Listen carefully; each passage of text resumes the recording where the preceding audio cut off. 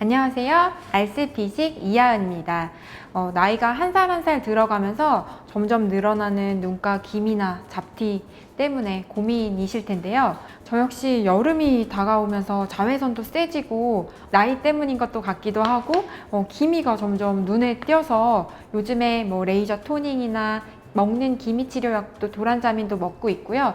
평소 기능성 제품은 잘 안 쓰는데 눈가 쪽으로 비타민C 제품도 바르면서 꼼꼼하게 관리하고 있습니다. 최근에 제가 피부과 학회에서 미백 기능성 화장품 제품에 대해서 발표 하나를 맡게 되었는데요. 그 내용을 공부하다가 구독자분들께 공유해드리면 좋을 만한 내용들이 있어서 영상을 준비해 보았습니다. 우선 기미 잡티의 주된 원인은 자외선이지만 그 외에도 호르몬의 영향이라든지 스트레스 받고 잠 못 자고 하면 자극을 받아서 올라올 수 있습니다. 사실은 이제 기미 잡티라고 내원하시는 분들 보면 주근깨도 있고 후천 오타모반도 있고 흑자도 있고 굉장히 다양한 그런 종류들이 있어요.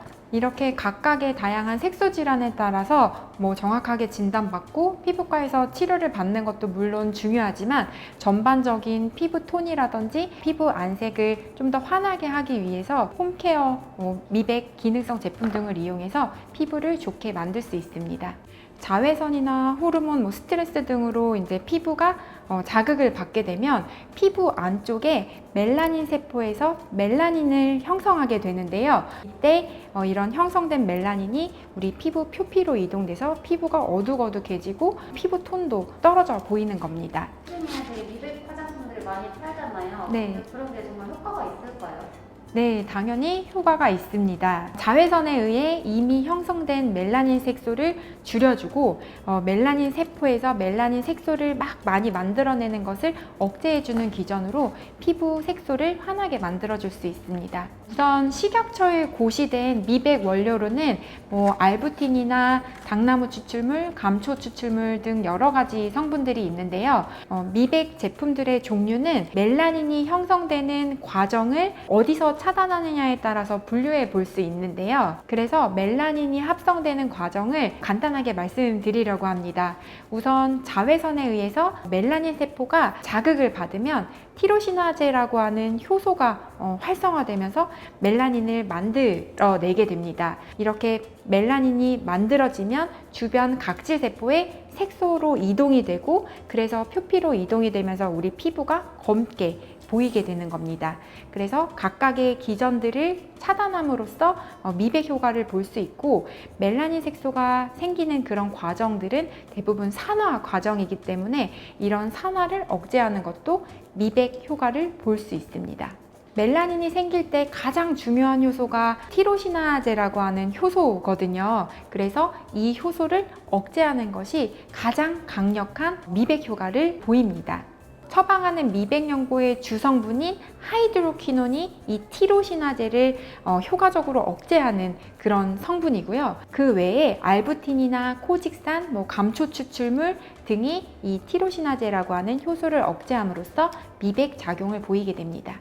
두 번째로 이렇게 멜라닌이 합성되는 과정은 산화 과정이라고 말씀드렸는데 항산화제 제품을 통해서 미백 효과를 볼 수 있습니다. 글루타치온이 우리 몸에서 생성되는 가장 효과적인 항산화제인데요.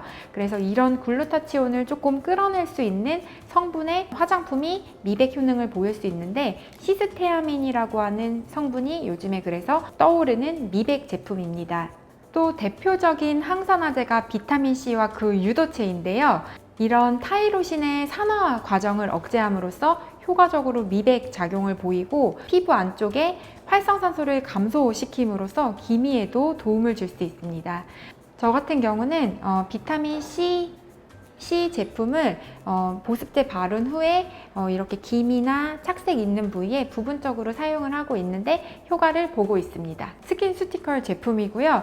최근에 사용하기 시작했는데 좀 고가의 제품이지만 그래도 피부 미백에도 효과를 보고 있고 보통 비타민C 제품이 산도가 낮게 되어 있어서 피부에 자극이 될 수 있는데 이 제품 같은 경우에는 피부 자극도 없어서 즐겨서 사용하고 있습니다.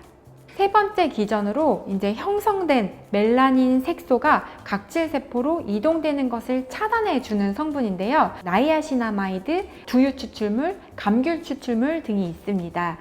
나이아시나마이드 성분 같은 경우는 제가 좋아하는 성분인데요. 미백 작용이 있을 뿐만 아니라 보습제로도 많이 사용되는 성분이고 피지 분비를 줄여주는 항여드름 작용도 있고 중요한 거는 피부 자극이 없기 때문에 편하게 사용할 수 있는 미백 제품입니다. 나이아시나마이드는 멜라닌 색소가 각질세포로 이동되는 것을 억제해서 각질세포 내 멜라닌 색소 함량을 줄이는 작용으로 미백 효능을 보입니다. 실제 5% 나이아시나마이드 보습제를 도포한 결과 흑자나 색소 침착이 개선되었고 그다음에 햇빛에 그을린 색소 침착도 호전된 논문이 있습니다. 각질 형성 세포를 빨리 배출을 시키면 침착된 멜라닌 색소가 피부 바깥으로 배출이 되기 때문에 미백 효능을 볼 수 있는데요. 알파 하이드록시산이나 살리실산 그런 제품들을 통해서 미백 효과를 볼 수 있습니다. 다섯 번째로 멜라닌을 형성하라는 그런 신경 전달 물질을 차단하는 화장품 성분이 있는데요. 카모마일 추출물이나 트라넥삼산이 그 대표적인 성분입니다. 대부분의 미백 화장품은 앞서 말씀드린 그런 성분 단독으로만 사용하기보다는 여러 가지 그런 기전을 차단할 수 있는 그런 성분들을 조합해서 사용을 하고 있습니다. 저는 개인적으로 비타민C 제품과 나이아시나마이드, 트라넥삼산이 함유되어 있는 미백 제품을 추천드립니다. 미백 제품은 그래도 기능성 제품이기 때문에 발랐을 때 따갑거나 빨개진다든지 그런 자극감이 없어야지 되고 화장품을 사용하는 동안에 안정되게 제품 변성이 일어나지 않는 그런 제품을 선택하는 것이 좋습니다. 주의사항 따로 있을까요? 네, 미백 제품을 발랐다고 해서 바로 피부가 하얘지는 것이 아니라 최소 한 달 이상 사용하시는 것을 추천드립니다. 이미 생겨버린 멜라닌 수가 줄고 멜라닌이 형성되는 자체가 감소가 되려면 한 달 이상의 시간이 소요되기 때문입니다. 또 발랐을 때 따갑거나 빨개지는 등의 자극 반응이 있으면 그 빨개진 염증 자체가 또 다른 색소 침착의 원인이 될 수 있기 때문에 아무리 좋은 제품이라도 사용은 중단하셔야 합니다. 또 미백 제품 사용할 때 처음보다 색이 변했다든지 냄새가 난다든지 하면은 화장품 성분이 변성되었을 가능성이 크기 때문에 사용은 중단하시는 것이 좋겠습니다. 또 미백 제품 사용할 때 피부가 원래 피부보다 더 하얘진다든지 하는 반응이 생기면 바로 중단하는 것이 좋습니다. 이전에 일본 가네보사에서 모도데놀이라고 하는 하이드로퀴논을 주된 성분으로 하는 화장품이 피부에 백피증을 유발해서 문제가 된 적이 있었는데요.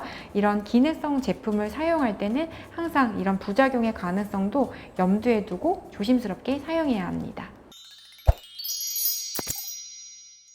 오늘 미백 화장품에 대해서 말씀드려 보았는데요. 맑은 피부 갖는데 조금이라도 도움이 되셨으면 좋겠습니다. 감사합니다.